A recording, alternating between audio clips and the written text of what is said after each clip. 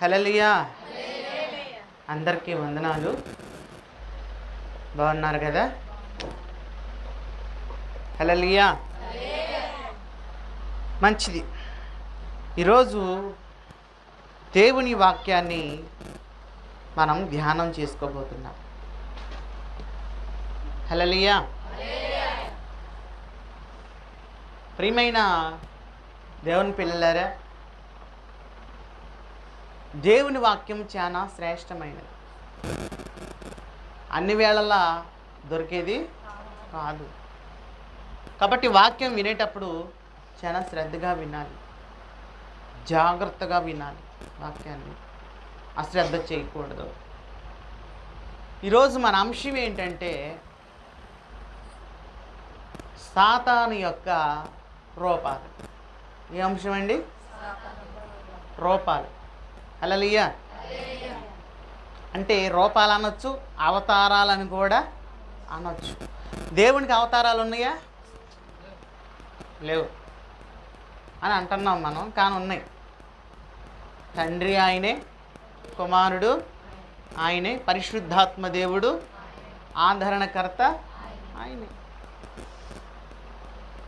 దేవునికి కొన్ని ప్రతినామాలు ఉన్నాయి అన్నమాట. 3 రూపాలు ఉన్నాయి ముఖ్యంగా: తండ్రి, కుమార, పరిశుద్ధాత్ముడు. మనం ఎక్కువ ఈ మూడిటి గురించి మనం ధ్యానం చేస్తూ ఉంటాం. దేవుని గురించి మనకి బాగా తెలుసు, కానీ సైతాన్ గురించే మనకు సరిగ్గా తెలియదు.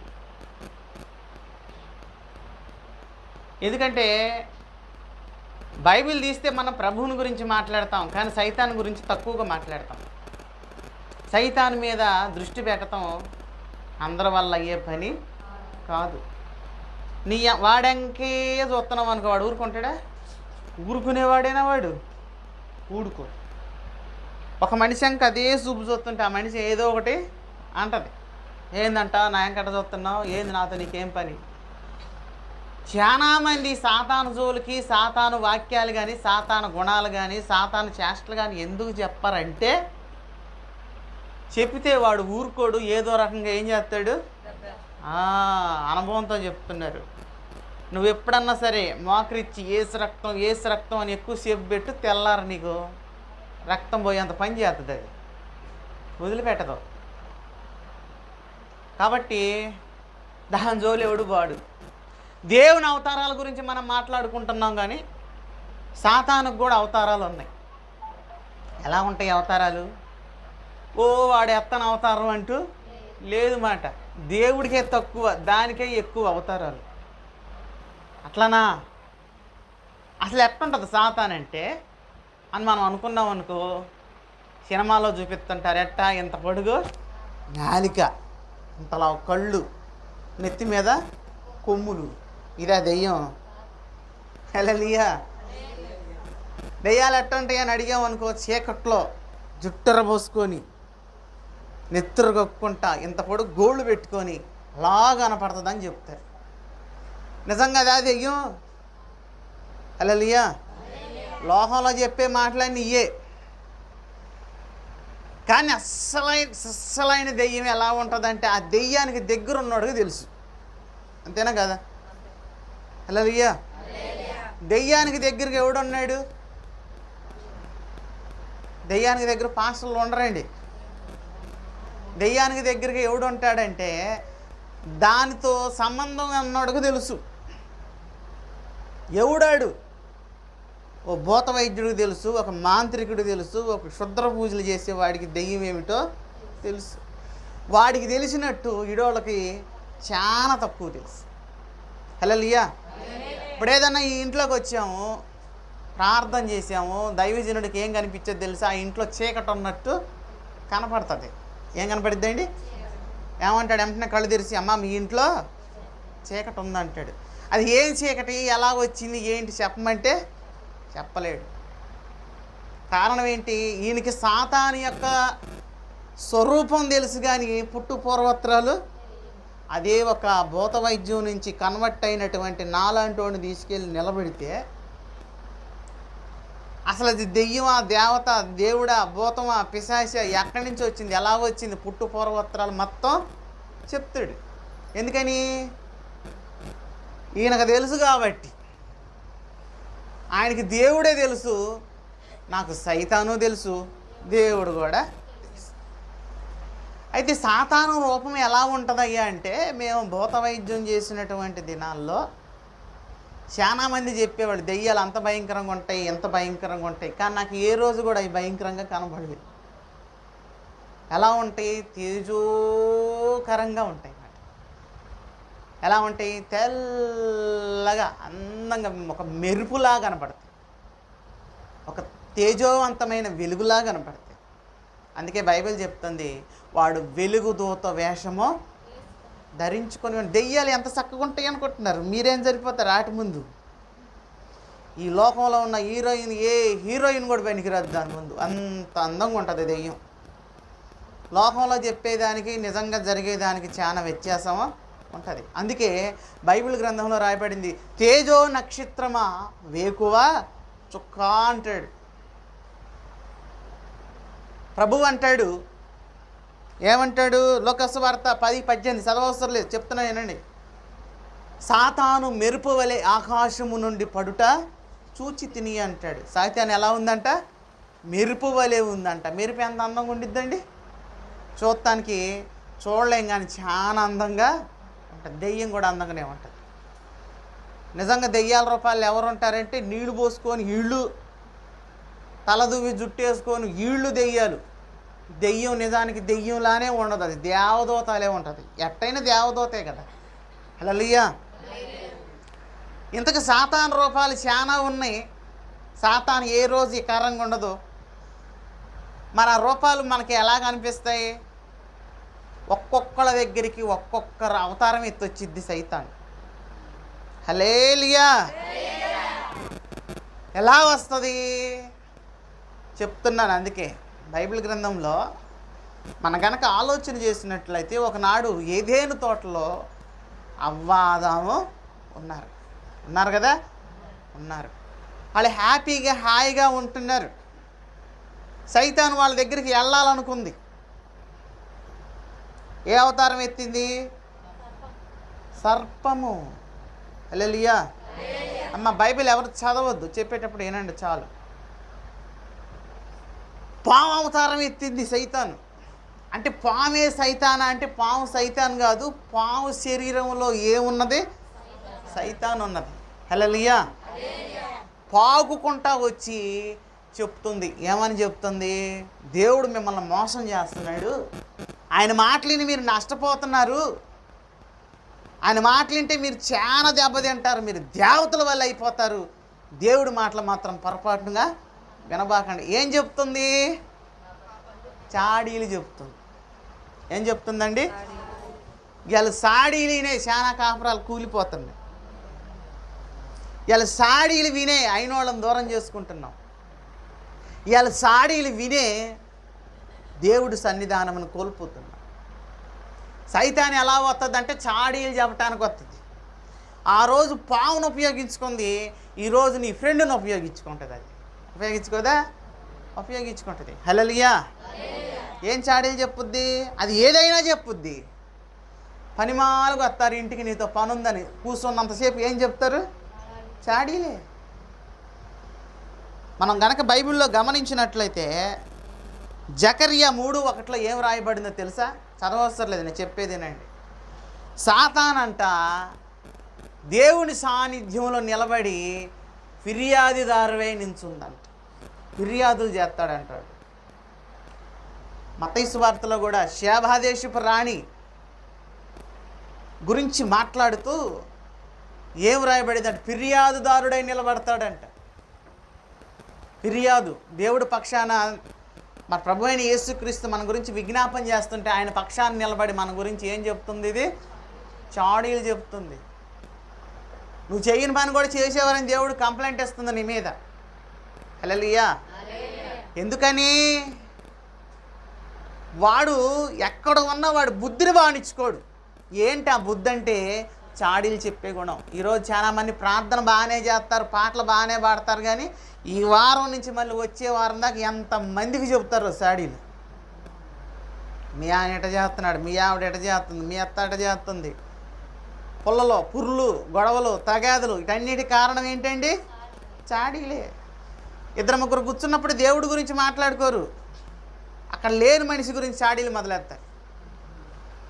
చాడీలు చెప్పి అవతారం ఎత్తిద్ది సైతాను. నా ప్రియమైన దేవుని పిల్లలారా, నీ దగ్గరికి ఎవరన్నా వచ్చి చాడీలు చెప్తున్నారంటే అది ఎవరో కాదు, సాక్షాత్తు సైతానే.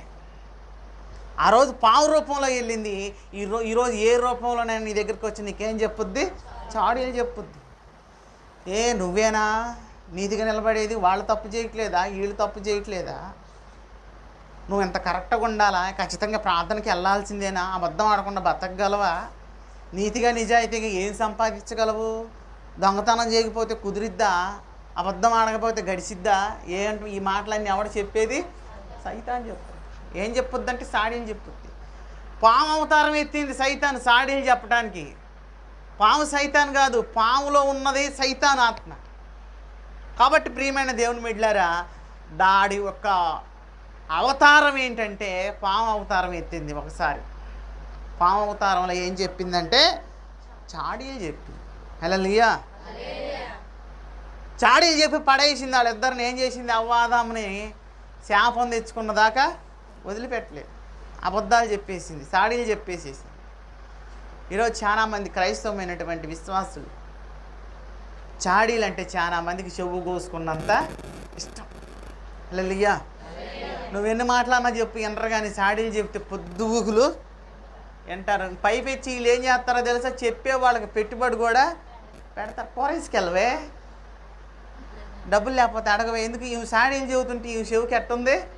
అబ్బా ఎంత సొంపుగా ఉంది. చాడీలకి చాలా చెవులు అలవాటు అయిపోయాయి. ఎవరో ఒకళ్ళ గురించి చాడీలు చెప్పాలి. అత్త మీద చాడీలు చెప్తే కోళ్ళకి ఆనందం, కోళ్ళ మీద చాడీలు చెప్తే అత్తకి ఆనందం, భర్త మీద చాడీలు చెబితే భార్యకి ఆనందం.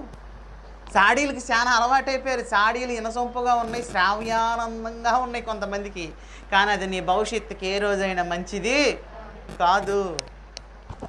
ఎవరా చాడీలు చెప్పేదంటే సైతాన్ వచ్చి నీ దగ్గర చాడీలు చెప్తుంది. గుర్తుపెట్టుకో, జాగ్రత్త. అది ఎవరి రూపమన్నా కానీ. పేరుకి బైబిల్ తీసుకొని వస్తారు ఇంటికి, కానీ చెప్పేయన్నీ చాడీలే. చాడీలు వినకూడదు, చాడీలు మనం పాటించకూడదు, చాడీలని మనం అనుసరించకూడదని వాక్యం చెప్తుంది.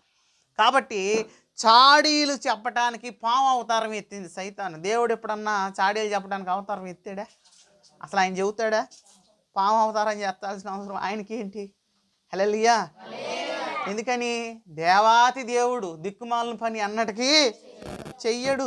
ఆయన ఎవరు అనుకుంటున్నావు? ప్రభు అయినా యేసుక్రీస్తు. సింహం ఎక్కడున్నా సింహమే. ఇది పనికి మాలింది కాబట్టే పాము అవతారం ఎత్తి చాడీలు చెప్పింది. అంతేనా?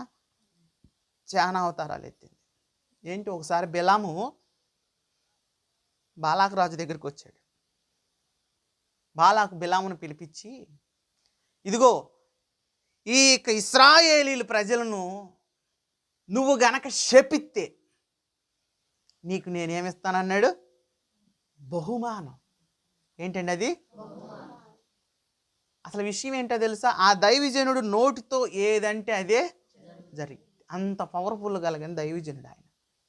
నువ్వు సావంటాడు అది వస్తాడు, బతకమంటే బతికి చచ్చినోడు కూడా బతుకుతాడు. అలాంటి దైవజనుడు. అలాంటి దైవజనుడు రాజు పిలిపించాడు. ఏందయ్యా నేనేం చెయ్యాలంటే, మీ ఇశ్రాయేలీ ప్రజలు నా మీద యుద్ధానికి వస్తున్నారు, వాళ్ళని నేను జయించటం అసాధ్యం. కాబట్టి నువ్వు గనక వాళ్ళని నువ్వు నోటితో శపించావంటే వాళ్ళందరూ చచ్చిపోతారు. కాబట్టి నువ్వు ఎన్నాళ్ళు నువ్వు పాస్టర్గా చేసినా డబ్బు రాదు నీకు. ఇవాళ నన్ను కూడా ఏమంటున్నారో తెలుసా? నువ్వు ఎన్నాళ్ళు పాస్టర్ చేసినా ఏం సంపాదించలేవు. ఒక్కసారి కనుక నీ మాంత్రిక విద్యలు మాకు నేర్పావంటే నీకు నేను లక్షలు ఇస్తామని ఈరోజు చాలామంది నాకు ఫోన్స్ చేస్తున్నారు, ఇంటికి వస్తున్నారు. నేను మానేసిన భూత వైద్యం నేర్పితే చాలంట వాళ్ళకి. హల్లెలూయా. ఏమిస్తారంట నాకు? 5 అన్నారు, 6 అన్నారు, 7 అన్నారు.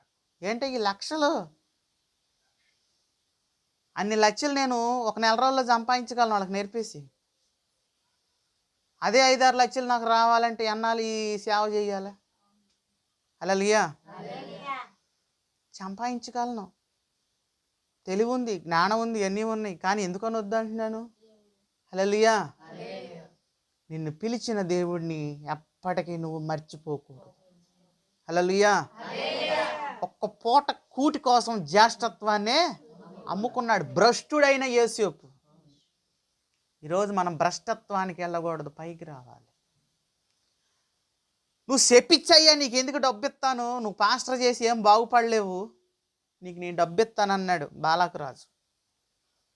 ఆ మాటలు అనేసరికి బిలాంకి ఏమొచ్చింది? ఆశ కలిగింది. అంటే ఇప్పుడు సైతాన్ ఏ అవతారం ఎత్తాడంటే బహుమతి అవతారం ఎత్తాడు. గిఫ్ట్ ఏ అవతారం అండి? బహుమతి అవతారం. హల్లెలూయా. ఆయన గురించి చెప్పుకుంటున్నాం కానీ మన దగ్గర కూడా ఉంది. ఏంటది? ఇలా ఆదివారంగా ఇలా పెద్ద కూలి, నువ్వు కనుక పనికి వస్తే నీకు 500 పడతాయి. ఏంటది? బహుమతి. ఇప్పుడు ఏం చేయాలా? మానేసి రావాలా? ఎంతమంది లేరండి దానికి లోబడిపోయేవాళ్ళు, బహుమతికి లోబడిపోయేవాళ్ళు. హల్లెలూయా.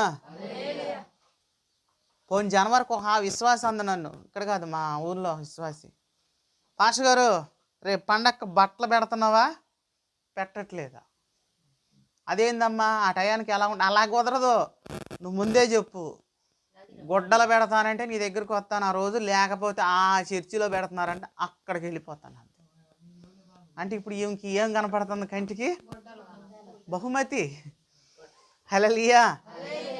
బహుమతి కావాలండి. సైతాను ఏ రూపం ఎత్తిద్దంటే పాము అవతారం ఎత్తింది. ఇప్పుడు ఏ అవతారం ఎత్తింది? బహుమతి అవతారం ఎత్తింది. ఈరోజు బహుమతుల కోసం చాలామంది దేవుణ్ణి బోల్తా కొట్టిస్తున్నారు. దేవుడి విషయంలో ఏమైపోతున్నారంటే డొమ్మా కొట్టేస్తున్నారు. బహుమతి కావాలి. హల్లెలూయా. నీకు ఉద్యోగం కావాలా, సేవ కావాలంటే ఇప్పుడు ఏం కోరుకుంటున్నారు? ముందు ఉద్యోగం. బహుమతి కావాలి. సేవకి ఎప్పటికి కావాలి? ప్రియమైన దేవుని పిల్లలారా, బిలాము బహుమతికి ఆశపడ్డాడు. సైతాన్ ఏం చేసిందంటే వీడిని ఎక్కడ వంశించాలో అక్కడ వంశించి బహుమతి అవతారం ఎత్తింది. దెబ్బకు పడేసింది బిలాముని. పడేసిందా? పడేసింది. హల్లెలూయా. రాజు ఎలీషాతో అంటున్నాడు, ఏమైనా కావాలా నీకంటే? నాకు అవసరం లేదన్నాడు, వెళ్ళిపోయాడు. కానీ గెహాజీకి మాత్రం కాళ్ళు చేతులు ఆడతలేదు. దేనికి? పరిగెత్తాడు, చెమటలు పట్టేటట్టు గొక్కలు పెట్టి పరిగెత్తి అక్కడికి వెళ్ళి ఏం చెప్తున్నాడు అంటే, ఇప్పుడే వచ్చారు మాన్యం నుంచి, మా యజమానుడు మీ దగ్గరికి పంపించాడు, మరి 2 దుస్తులు వెండి ఇవన్నీ కావాలని కోరుకున్నాడు. ఇచ్చాడు ఆయన. హల్లెలూయా. ఇస్తే తీసుకొని, రాజుగారు ఇస్తే తీసుకొని హాయిగా ఇంటికి వచ్చేసాడు. ఏం కావాలంటే బహుమతి రూపంలో ఉంది సైతాన్. బహుమతి అక్కడేమో సైతాన్ రూపంలో పాము రూపంలో వచ్చి సాడీలు చెప్పింది. ఇప్పుడు ఏం చేస్తుంది? బహుమతిగా మారిపోయింది. చూసారా వాడికి ఎంత తెలివి ఉందో?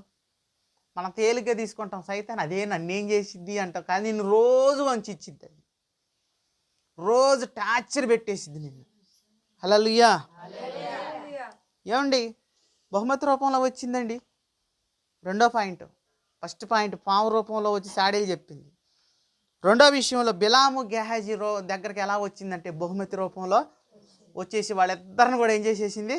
పడేసింది. గెహాజీకి అయితే ఏకకాలం వాళ్ళ వంశం పొరపాటు చొప్పున కుష్టి వ్యాధి కలిగింది. బిలాం అయితే కత్తి చేత నరకబడ్డాడు. ప్రియమైన దేవుని బిడ్డలారా, సైతాను చాలా తెలివి కలిగినాడు. అందుకే ప్రభువు అంటాడు, ఆ చీకటి ఎంతో గొప్పదంటాడు. జాగ్రత్త, సైతాన్ ఇదిగో ఆ చివరి నుంచి వస్తుంది, ఈ చివరి నుంచి వస్తుంది, ఆ ఇంట్లో ఉంటుంది, ఈ గొంతులో ఉంటుంది, ఆ మర్రి చెట్టు దగ్గర ఉంటుంది. కాదు, నీ దగ్గరే ఉంది సైతాన్, నీ చుట్టుపక్కలే ఉంది సైతాన్. ఎకారంగా లేదు, అది డబ్బు రూపంలో ఉంది, సాడీలు చెప్పే రూపంలో ఉంది సైతాన్. ఇంకంతేనండి. మనం ఆలోచన చేస్తే యోసేపు చాలా భక్తి చేసుకుంటున్నాడు, చాలా భక్తిపరుడుగా ఉన్నాడు యోసేపు. ఎంత భక్తిపరుడు అంటే యెహోవా అతనికి తోడై నడిపిస్తూ ఉన్నంత భక్తి ఉంది ఆయనకి. అంత భక్తిపరుడి దగ్గరికి ఏ రూపంలో వచ్చిందంటే పోతీఫరు భార్య రూపంలో వచ్చింది. హల్లెలూయా. భక్తి బాగా చేసేవాడి దగ్గరికి చూసిద్ది అది. ఇటు డబ్బుకి ఆశపడ్డు, వీడు బహుమతులకు ఆశపడ్డు. హల్లెలూయా. మరి ఎలా ఉన్నాడు? వయసులో ఉన్నాడు.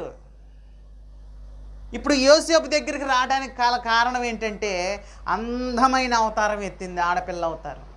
ఈ రూపంలో నన్న పడేద్దాం. దానికి స్తోత్రం. యోసేపు దగ్గరికి వచ్చి అడుగుతుంది సైతాన్. పోతిఫర్ భార్య కాదు, పోతిఫర్ భార్య ఒంట్లో ఏముంది? సైతాన్ ఉంది.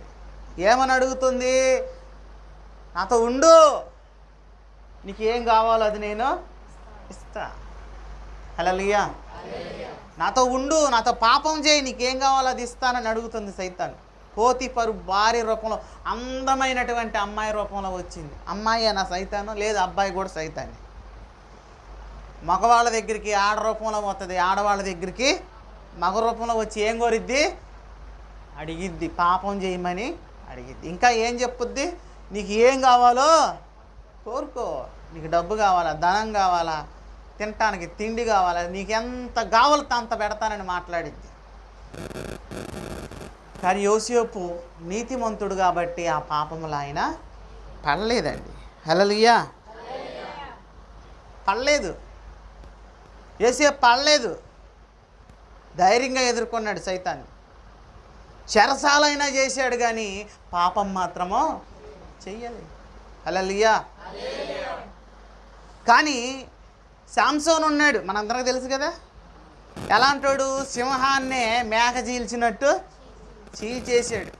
300 నక్కలను పట్టుకొని ఒక్కసాట కుప్పేసాడు. ఒక దవడ ఎముకతోటి 1000 మందిని చంపేశాడు. అంత బలవంతుడు. సైతాన్ ఆలోచిస్తుంది, వీడిని ఎట్టబడయ్యాలా, ఎక్కడ మాట వింటల్లా. శాంసోన్ చాలా బలంగా ఎదుర్కొంటున్నాడు, ఆత్మాభిషేకంతో ఉన్నాడు. అప్పుడు అవతారం ఎత్తింది. ఏం అవతారం ఎత్తింది? దెలీలా అవతారం ఎత్తింది. ఒక వేశ్య అవతారం ఎత్తింది.